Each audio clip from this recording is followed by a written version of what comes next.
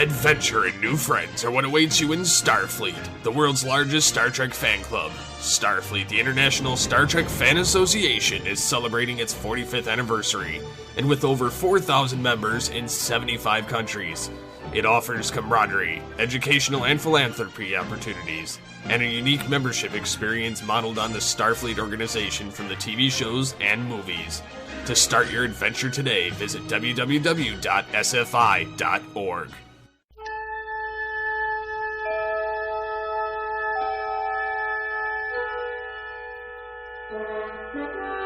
Welcome out to Future Imperfect. I am your captain on the deck, Mike the Birdman Dodd, but I'm joined by my awesome XO, the man who sits into the chair next to me, Steve Megatron Phillips. And of course, we would not be Future Imperfect without my resident Star Trek expert, member of the Green Lantern Corps, and all-around inebriated gentleman. Well, thank you. That sci-fi guy, Leo Thompson. Oh, it's good to have you back on the show, Leo. I haven't seen you around in a bit, so... Well, it's been a minute, but, definitely had some thoughts to share on this particular topic. And that brings us to, well, what are we talking about today, folks? We are talking about J.J. Abrams' second entry into the rebooted Star Trek universe with Star Trek Into Darkness. Now, before we get any further in this show is remarkably spoiler-heavy. And, if you are any good nerd, you don't have to pay attention to this. If you're a bad nerd, you should probably turn this off now. Let's be pissed off. Or you can email us, feedback@thisweekingeek.net, and tell us to go screw ourselves. But we are also sponsored by SFI.org, Starfleet, the world's largest Star Trek online fan club, who actually, I think did a recruiting effort at one of the cinemas in Mississauga, Ontario, Canada. I can't remember which one it was off the top of my head, but I know they were there. And also, I do want to send a very special shout out. Now, if you guys follow Reddit, one of the things that I do is a thing called Reddit Gifts, where you pick someone where basically you sign up for a gift exchange, and you exchange gifts with a random member that they pair you with. And, well, one of the people I got paired with, I did one of the Star Trek ones to celebrate the new movie. And I want to thank the sponsors over at offworlddesigns.com for sending Kevro a couple of different t-shirts. So hopefully he enjoys those, and we'll check out offworlddesigns.com more in the future. He also have more stuff coming from DK Publishing, which will ultimately be our replicator on the next show, where we look at the Star Trek visual guide as well as the Star Trek The Next Generation Blu-ray for Season 3. So guys, I guess let's get started. Star Trek Into Darkness. Let's start with our guest, Leo. What are your initial thoughts? 30 seconds. I enjoyed the movie. I thought it was money well spent. The writing was good. The acting was, or the lines were snappy, and everything was fun. But I have a lot more problems with this one than I do the first one. All right, Steve, your go. 30 seconds. I also enjoyed this film. I was really pumped getting into it. I saw it in IMAX. There were a lot of things that I had conceptions of as I walked in, and there were many things that I confirmed as I sat there, and more things that, because of some of the campy nature and some of the throwbacks, I was able to piece the entire story together while I was watching it. So while I did have more fun with the action, I would say that it fell short compared to the previous iteration. And I have to agree with Leo. I did find a lot wrong with this film. Myself, I liked this more than the first film because, to be honest with you, 9 times out of 10, this movie didn't feel like a Star Trek movie. And we'll obviously get into that discussion in just a few minutes. I unfortunately missed the big showdown between Khan and RoboCop because I had to go to the bathroom. So I don't know what happened. You didn't miss much. Yeah, that's what my wife was telling me. Although she did text me the whole description of the scene. So should have just video Skyped it to you. Oh, man, I kind of wish I thought about that. But the more I think about this movie, the more problems I have. And it's funny. Yeah. One of our friends of the show and one of the Twig people that I really trust with this type of stuff, Ryan Merkley, says, this is a movie that will divide the fandom right down the middle. Some people will love it, some people will hate it, and judging by the responses I've seen online, I think he hit it right on the head. I've actually talked to like a handful of people that kind of have the same opinion that I have. It's like, it was all right. It was fun. I enjoyed it.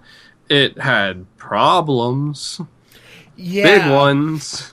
I mean, the big problem, the big elephant in the room is obviously Sherlock Holmes, Cumberbatch, whatever the hell his first name is. Benedict Eggs or something. Benedict Cumberbund, yeah. That's it. And he's playing John Harrison, the mysterious... Which is a guy's... Yeah, which is a guy's. It's fucking Khan. We knew this like 3 years ago. They really shouldn't have tried to hide the fact that it was Khan. Yeah, there was no point to it. Because they had to outright lie to maintain their secret. Well, they went so far as to filming a scene, an alternate scene, to disguise the fact that it was Khan. Really? Yeah, they went into... in one of the spoilery Easter egg things that I was looking up, Abrams, when he invited the press to come screen part of the movie, went so far as to reshoot part of the spacesuit, or the battle where Kirk is with Khan fighting, and kept him out of context, so he stayed as John Harrison. See, a lot of the performances we got from Cumberbatch, I did like him as Khan. He's no Ricardo Montalban, but I do think he's a Khan for the 2000-esque era. My main problem with this movie is it was very inconsistent with tone. There actually is an article, which I'm actually going to link in the post, which you can look into below, and it's called Star Trek Into Darkness, the Spoiler FAQ, and it talks about... when you see the similarities between this one and the first movie, where it's Kirk is inexperienced enough for command, and Spoonie also made a very similar comment where, he goes from cadet to captain in like a day. And with this, he goes from being fired to first officer to being back on the Enterprise in about the same 20-minute span. To be fair, Admiral Marcus was setting him up. A lot of people said that, like, when you're out on the ship and the captain dies, the first officer is promoted, it's a battlefield promotion. But when you're back at base, they put a captain on the ship. Sometimes they change out the whole senior staff. But he was being set up for failure, so that is kind of excusable. Okay, yeah, I'm willing to let kind of that one go. Another thing that I really liked about this, definitely, I guess we should start with the kind of positives first. I really like Zachary Quinto's performance as Spock. I'm really digging Chris Pine, although I forget who did a video on this, but watch every time Kirk gets punched, and then watch the original Star Trek movie. He has the exact same look on his face. I thought that was actually kind of funny. But yeah, I'm still convinced that Carl Urban stood at DeForest Kelly's grave and sucked out his soul. He is a guy I wish that got more screen time in this. Yeah, absolutely. Unfortunately, he got him and like Sulu. Uhura? Yeah, well, Uhura got more screen time than even Chekhov, who got more than McCoy and Sulu. Mm-hmm. I mean, and they were setting up some decent things with both of them too. I mean, you have the drunkard Scotty in this. You have the introduction of Sulu liking the captain's chair, foreshadowing later. You have McCoy operating on a torpedo, which is Star Trek VI. So I mean, this film, I found a lot of it pulls from pretty much every other Star Trek film. Which is kind of the opposite of the direction they were going in the first movie, of trying to set their own footing and do their own thing. I've managed to find, and whether it be from the various sources that I've found, because every site I've gone to has found different things that they've taken from somewhere else, or caught subtle cues in the dialogue. Myself, I went from a completely visual standpoint when I went looking for things, and I've managed to tie the film back to the motion picture, the Wrath of Khan, whether it be uniforms or technology, the Voyage Home, Nemesis. I was kind of reminded of the Millennium Falcon squeezing between the... Well, even that scene on the Klingon homeworld, that ship is the Defiant. Right. Oh, that's true. I mean, it looks just like the Defiant. Oh no, but that was Mud's ship. Yeah, well, they hinted at that, which actually was like his daughter's ship. I thought that was a rather nice nod, how they mentioned the whole Mud situation. And then the Section 31 thing. I'm not going to lie, in the theater I did kind of squee when I heard that. I was entertained by that, but then I was a little bit bothered because, they just told him about Section 31. Isn't that, like, usually the only time you hear about that is when you're being inducted. I was like, that's all right. Well, to be, kind of fair, they were intending on killing Kirk and crew. Well, that's true. That's true. So it was kind of a moot point for Marcus because he was willing to go to war. It didn't matter. But fair. I was kind of peeved that they didn't do a little bit more with the Section 31. Yeah. That would have been cool. Oh, well. Yeah, it's one of those things. I mean, I like the fact that they did a bunch of nods to stuff in this, and I think that was definitely an advantage they had working for it in this. But I'm trying to think of what else that I liked about this movie. I thought the action scenes were remarkably well paced. It was pretty. It was really well mixed. I saw it both in 3D IMAX and regular 2D because just for technical reasons I wanted to see both. And it's the sound system in the IMAX is unbeatable. It is amazing. But I read an article said J.J. Abrams shot the movie for scope, which is 2.35 to 1 aspect ratio, as where IMAX is closer to the 1.85. I don't know the exact ratio, but I thought in the IMAX it seemed like there was a lot of really awkward close-up shots of people's faces. And seeing it in the CinemaScope ratio, it was definitely shot for a wider ratio, which is unfortunate. So there's no like golden way to see the movie how the director intended, because man, that sound system is amazing. I saw this in 2D IMAX, and I did like a lot of the sound mixing of this. I thought it's weird. I think this is a movie that could have gone 3D or stayed 2D, and it really wouldn't have mattered, except for the Enterprise warp sequence where they're fighting the big juggernaut ship, more or less, is what I've called it. Well, that's the USS Vengeance, I believe. Which looks almost like the Enterprise E from... Yeah. Like a rugged version of it. But J.J. Abrams said that, he's also, when he said that he was going in to make it, he didn't really want to do 3D, and the studio basically said, well, you're doing 3D or you're not making the movie. And then they showed him some post-conversion scenes, and he goes like, oh, that's cool, I guess. I'm still making the movie for, 2D CinemaScope. If y'all want to convert it to 3D, I guess that's cool. Was kind of so... Sure. That's... And honestly, in the 3D post-convert, which my eye is kind of attracted to because I have some work in the field, it was one of the lazier post-conversions that I've seen. And I have not seen some of the really bad ones out there. But of the ones that I've seen, which have been, for the most part, pretty good, it was definitely one of the lazier post-conversions. See, yeah, because it didn't seem like the 3D would have really added much. Like I said, outside of the warp scene and maybe some stuff at the end with the final confrontation, there just wasn't anything that really popped. Well, I mean, it's not to me, not so much of an adding stuff scene. I really like that they've kind of gotten away from the, like, I'm going to poke you in the eye because it's 3D, and kind of just give you a window into the movie and allow you to, kind of watch a 3D space, as stuff happens in it, and I like that. But, I mean, some of the rotoscoping in this movie was bad. Yeah. Like, I saw a lot of, like, technically speaking, I did not think that the 3D was done as well as it could have and should have been. Mm-hmm. And as a fan of 3D. Now, see, for me, I am not a fan whatsoever of 3D, so I could care less if they did any more movies in 3D. I saw it in 3D IMAX, more or less because I went with one of our GCRN staff. But I don't see the appeal in 3D. I don't care for it. And then on top of it, this movie didn't even look like anything was particularly 3D compared to what they've done in the past with other films. Yeah, so I didn't see what it mattered. Yeah, because he made the movie how he wanted to make the movie, and sort of said, if y'all want to make it 3D, that's cool. It wasn't made with any kind of taking advantage of the 3D at all in mind. Which is really unfortunate, because I think there could have been some real fun stuff done with the 3D, but they didn't necessarily take advantage of.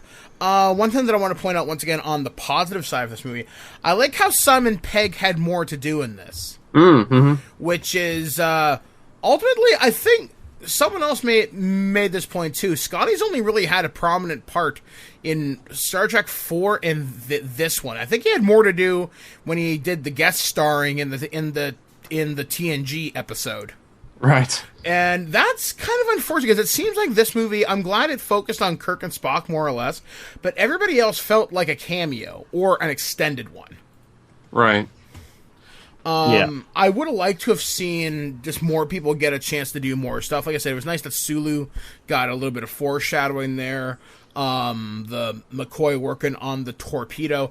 I kind of felt the girl who played Marcus's daughter was almost completely pointless. Oh, no, her character was completely gratuitous. I mean, people talk about the gratuitous panty shot. I mean, yeah, that was, but I mean, her entire character was. It was like, oh, she was in Star Trek 2. I mean, she actually did stuff in Star Trek 2. And the thing is, she looked more like the Elizabeth Diner from Where No Man Has Gone Before. Right. She looked more like that role than the Carol Marcus from Star Trek 2, and then she was kind of, like you guys said, kind of completely useless. Which is really unfortunate, because... No offense to the actress, because, yeah, she's a good actress and everything, but the character was kind of pointless. Well, she did the best with what she had, so... Yeah. I mean, it kind of sucks that, they have to shoehorn characters like that in. And I remember some of the press leading up to this movie where, oh, she's so important to the plot, you won't believe all this shit, and... Really? That's all we fucking get? I mean, she kind of leaves me scratching my head with this. I think they handled Captain Pike's death okay. I'm kind of glad they didn't draw it out. I would have liked to see him in a wheelchair. Yeah. It was kind of borderline close to that anyway. But yeah, I mean... I don't know. I mean, like I said, the more I think about this movie, the more problems I have with it, and I want to love it, but I can't. Here, I mean, one more positive kind of thing. Before we get into the negatives per se, Khan. What I liked, what they did with his character, because the original Khan was very much kind of inspired. Star Trek is often allegory for various things, social issues, and Khan back then was a World War II, eugenics, how how we fear the future could be, so to speak, character. And what they did in this movie is the Federation had found Khan and taken this, this kind of, evil guy and empowered him for reasons of their own, who then turned on them. More like the kind of Saddam Hussein's and, that are of current social issues. So they definitely did update the character and to make it applicable and, So, I like that aspect, aside from the fact that they completely whitewashed the character. But, we won't, That's neither here nor there. I mean, I do like how they updated Khan. I like how he did come across as a badass. Like Ricardo Montalban was a different kind of threat. Yeah. Whereas this guy, Cumberbatch, came across as a physical threat. Mm-hmm. Like, he wasn't just, I've got my spaceship and I'm going to fuck you up. And whereas Montalban is, I know I can destroy you anytime I want. Oh, and I've got your friends. This one, I don't know. Part of me, I mean, I like both Khans equally, actually. I thought they pulled off rather well. Yeah, aside from details, I thought he did a good job. Yeah, I mean, there are problems with it, but overall... Well, I mean, I love the fact that he took down Klingon ships and an entire squadron of Klingons by himself. With a super gun! Oh, please, can we talk about the fucking Klingons? And... just a minute on that. But I found it funny that he did that all by himself without all the rest of his eugenics buddies. Which leads me to think, if he had time to throw his buddies in torpedoes, why didn't he revive them? If he has that super blood, that's the MacGuffin of the movie, why didn't he use his blood to revive his comrades and just take down Section 31 by force? Or, hell, if Marcus really wanted to take down the Klingons, why didn't he just wake them all up and transport them all over there and just let them have at it? Yeah, I mean, it definitely starts to fall apart pretty quickly. I mean, where do we start with the negatives? And let's really let this movie have it. We're talking about the Klingons. Like, just kind of briefly, one thing that bothered me was the design of the Klingon ship. And, I have complaints as a movie and as a Star Trek nerd. This is a complaint as a Star Trek nerd. They identified the Klingon ship as a D4. That was not a D4. The D4 is the original series classic ship. And what they had in the movie was kind of Klingon looking. It should have had a little bit of a bird of prey. Almost a bird of prey, but if they had not said by name that it was a D4, I would have rolled off my back. But they identified it as such, and I was like, no.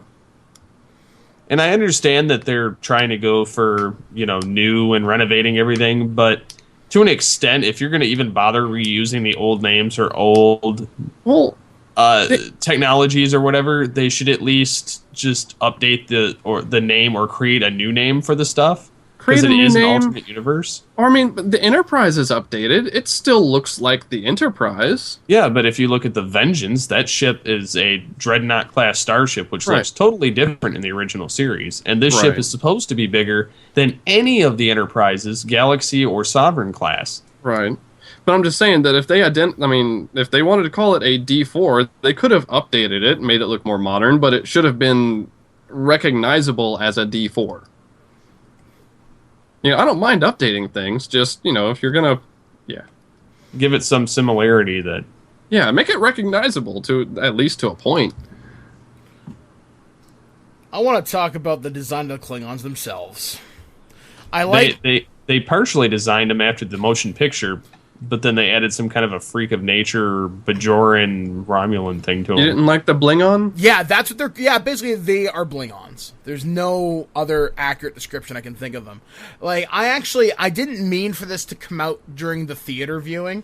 I saw this with probably a couple hundred Star Trek nerds, and I actually gave the what the fuck hands. And I went, what the fuck? I had more than a few people look at me when I said that. To be fair, we only saw one of them, and he may have, been like jewelry. I don't know. Well, it's like Abrams likes bald aliens. Like, they don't have hair. I mean, you look at the Romulans and Nero's group, they all have tribal tattoos and they're bald. And then you look at the Klingons in this, they have no, scruffy redneck hair or whatever. No. They just... Only the one that bald. we saw. Only the one that we saw was bald. Actually, if you looked at the crowd, which, I watched it twice, and I made sure to pay attention to this, the rest of the Klingons, they didn't take off their helmets, but they all had big bushy hair hanging out. Like, there was plenty of hair on those Klingons, just not the one that we saw without a helmet. Okay, that makes me comfortable. I'm okay with this explanation, but I still think they look retarded. Oh, that one looked really goofy. But we only saw the one. Maybe the rest of them weren't quite so goofy looking. Just that fucking derpy looking motherfucker. Yeah. And I don't know. It should have been Tony Todd. Yeah, or maybe, I was hoping against hope they'd get Michael Dorn. Yeah. That would have been awesome. Although, and I'm pretty sure I'm not the only one that noticed this. Why was Mickey from Doctor Who in this? In the first couple minutes? I don't know. I mean, he's not a bad actor. Yeah, it just really surprised me. Yeah. Although, I'm going to lose some nerd cred here for a second. I actually thought it was LeVar Burton for a second. So I'm like, LeVar Geordi? Oh, what, Mickey? And it kind of took me by surprise. I as a Star Trek nerd, have problems with how they depicted warp drive in this movie. Where they had the pixie fairy dust at the end? Well, the pixie fairy dust is one thing, and that wasn't in the first movie, so that's weird. But no, it was depicted as slipstream, basically, and that's not how warp drive works. That's a Star Wars thing. Yeah, but if you look at the motion picture too, it kind of looks like that. I mean, but they create a bubble around the ship, and it compresses space in front of it and it expands it behind it. You can catch up to another ship while at warp, and they could have even done some techno-babbly. They're merging our warp fields or something like that if they wanted to have that kind of thing, but that's not how that works. And then they knocked them out of their. It's not even warp drive. They knocked them out of their slipstream early. I get, because that's just not how that works. So I don't know. I realized that they rebooted the franchise and they wanted to give J.J. Abrams the freedom to make his own movie so that it wasn't bogged down with decades and decades of, blah, blah, blah. But there should be certain, someone on the production team going, guys, this violates part of the lore. Because they did it.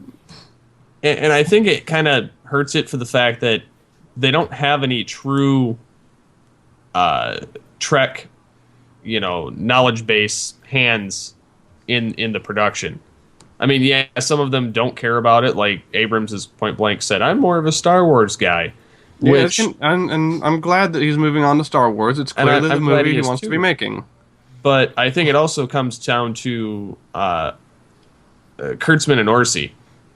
I think they just need to kick them to the curb too and get somebody else. I mean, yeah, they did great with the first film. This one was kind of a hash bash kind of amalgamation of all the different films. Was it great? Yes, but did it have a shit ton of problems? Oh yeah. I mean, the first 2/3 of it are, I would forgive most of it if it wasn't for the last third where they kind of, it was kind of like they went, you know what, my hand's tired. Let's just take the ending of Star Trek 2 and switch these couple things around, and there, done. And then the part that killed me is, this is what you would have done, and this is what you would have done, and or Spock calling Spock Prime on New Vulcan and asking him, so what do you know about? And then he's like, well, I shouldn't tell you, but he's very dangerous. Yeah, That's all that you was need to know. Pointless for them to call future Spock. It was gratuitous. And it's like young Spock would have thought, can we trust him? Probably not. Maybe we should do this. Not, let's call, me from the future and see what happens. Yeah, because even if you know how to kill Khan, it's going to alter the timeline anyhow, so... Well, I mean, the whole timeline's screwed up anyway. I mean, it's not an alternate timeline. It's an alternate dimension. Red matter tore a fat hole in the fabric of space-time and into another dimension. Time travel paradoxes don't work that way in Star Trek. And when in yesterday's Enterprise, when Enterprise C showed up, everything changed and Tasha Yar was back to life. It didn't create a split alternate timeline. Everything changed. Yeah.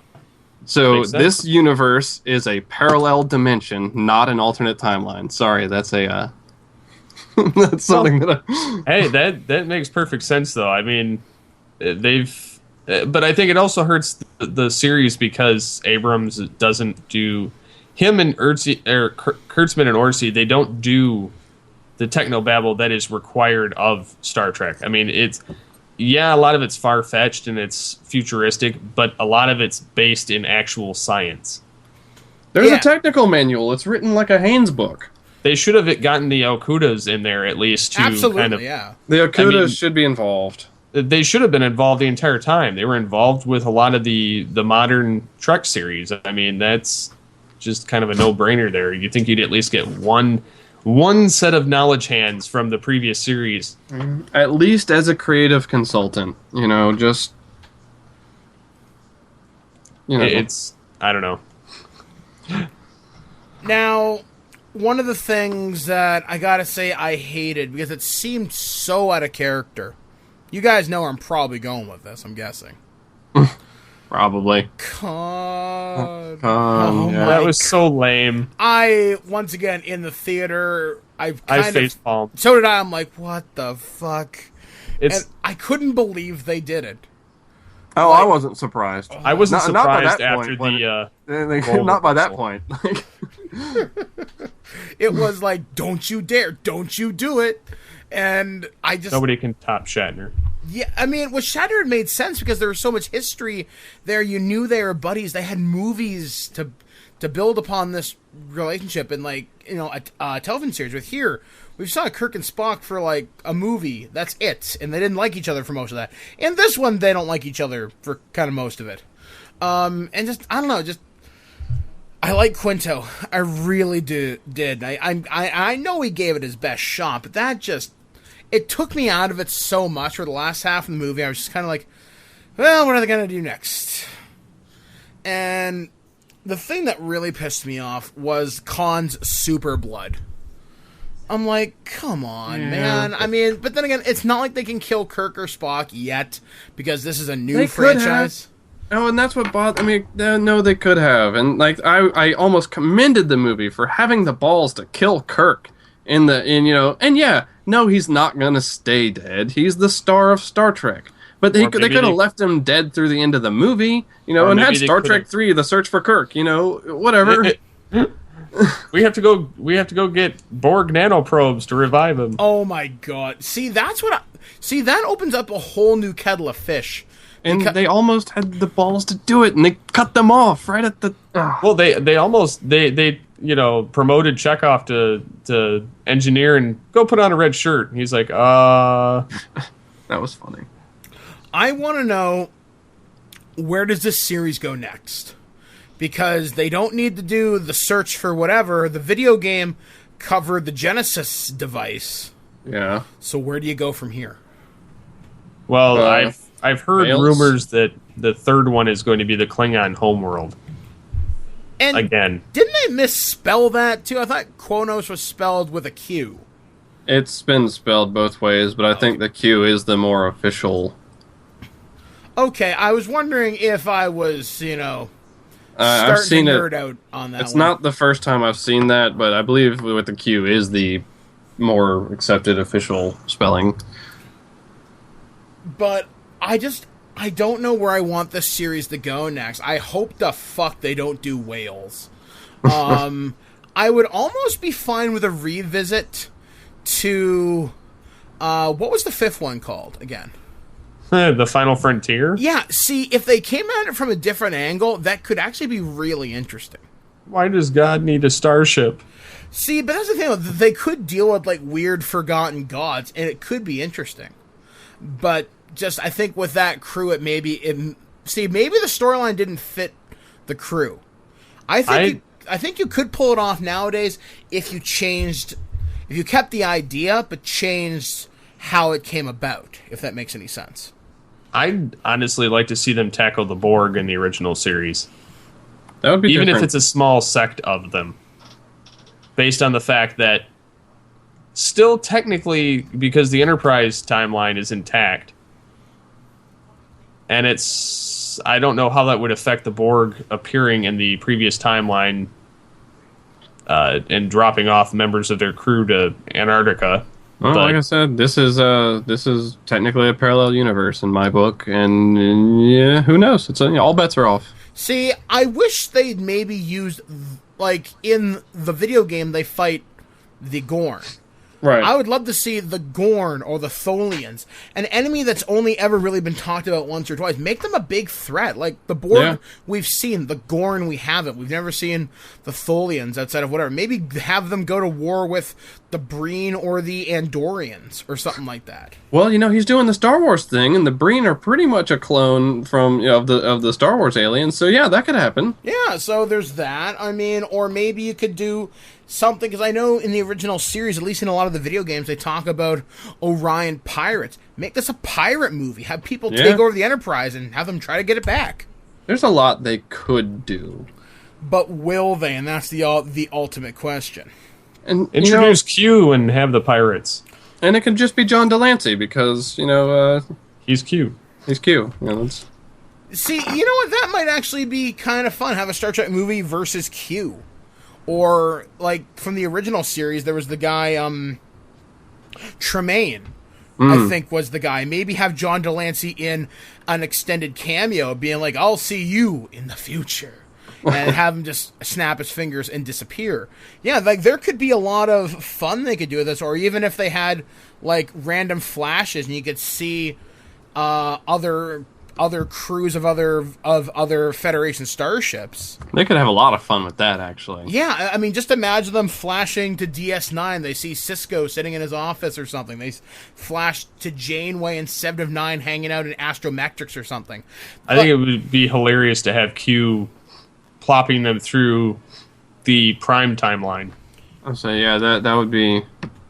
They'd have to come up with an intro. They could do it. They could do it. I mean, Star Trek is flexible in that regard that they can, but I don't know. I mean, the fact that they did Star Trek II Into Darkness was basically a remake of Wrath of Khan, I think they're playing it safe. I don't think this franchise is taking the risks that it should.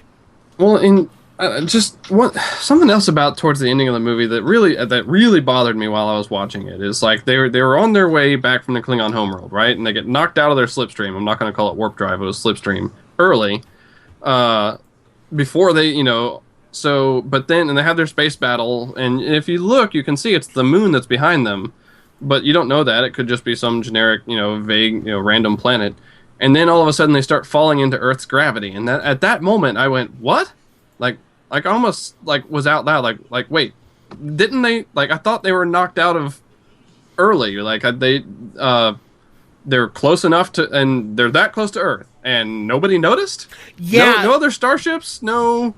Either because Marcus was there and he could have been saying, blah, blah, blah, but they could have been there supporting his ship or either side, or just no one noticed. It was like almost a snap of a finger getting from the neutral zone all the way to Earth. Yeah, and warp works retarded fast in this new universe.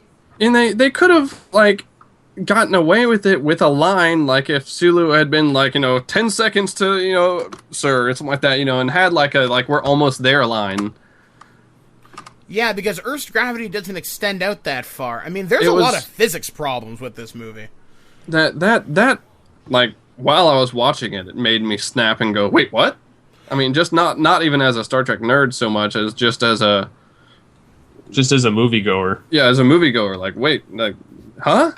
There is one thing I saw in one of the articles that I'm going to link in the article below, and it talks about, do you remember when the Enterprise was underwater at the beginning of the movie? Oh, God. That would have snapped the Enterprise in half like a twig.